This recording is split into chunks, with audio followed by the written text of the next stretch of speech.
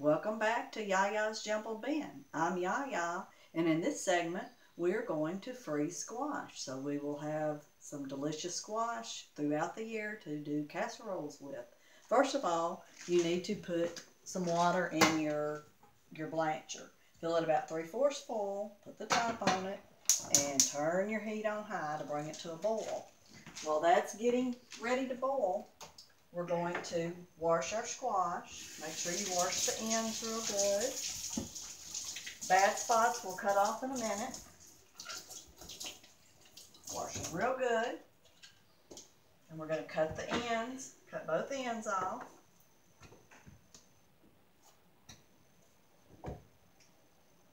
This is good for your compost pile too.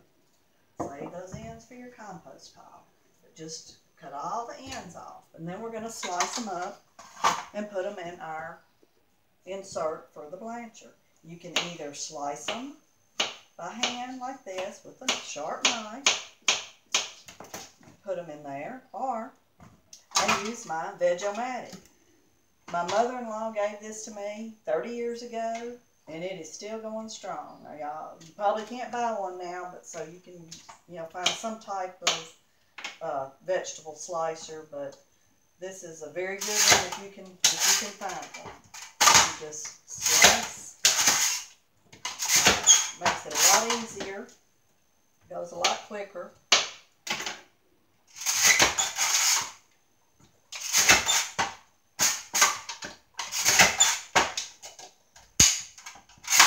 And we will keep slicing until we get our enough to put in our blancher.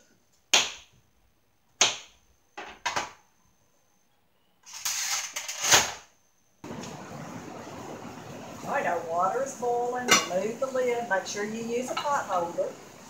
Water's boiling. It's pouring down rain outside, which we really need. And very gently put this in, because if you don't, it's going to splash on you. Kind of give it a little shake to get them all down in there. Put the lid back on. You're going to bring it back to a boil, and you're going to set your timer for 7 minutes. And we'll blanch them for 7 minutes. And we will continue cutting our squash. And sometimes your squash will have a thick skin on it if you've waited and picked it too late. And in that case, you'll need to take your knife and peel the skin off of it. If not, it's going to be very thick and very hard to chew, so you do not want a thick skin on your squash. So we will continue cutting our squash while this boils for 7 minutes. Okay, we've got just a few seconds left.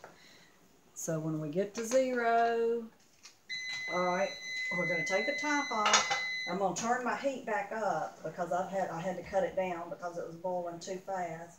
And you're going to drain this the best you can without burning yourself. Let me grab another pot holder here. And with one hand, you're going to put that back in there so the water continues to boil. We're going to pour this in our colander so it will drain. And that is the secret to using this squash in a casserole, is draining it very, very well. All right, we're going to put in another batch.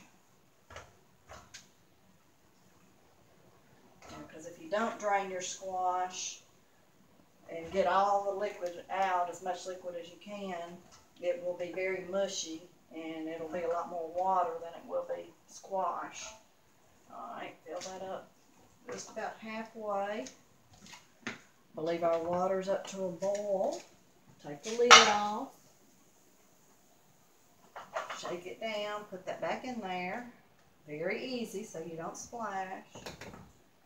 Put the top back on, and once it comes up to a boil, then set your timer for 7 minutes, but wait until it comes to a boil again.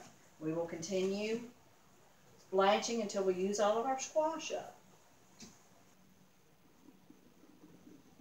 Alright, now we have finished our last batch of squash. They're all blanched. Now we're going to get some freezer baggies. make sure that you get a good name brand freezer bag. You do not get a generic store brand. They are not as good for doing the freezing of the squash or tomatoes, whatever you're going to freeze. I prefer the ones with the zippers on them. I did not have any right now, so we're using what we got. Alright, the squash is cooled off. We're going to just take your hand, make sure your hands are clean, wash your hands, put it in the baggie,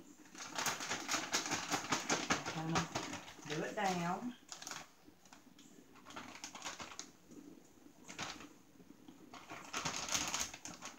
And as the squash sits in the baggie, the water is going to accumulate in the bottom of the baggie.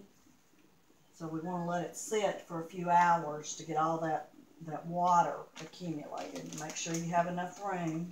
So you got the squash in the baggie. Just set it over to the side. Fill your next baggie.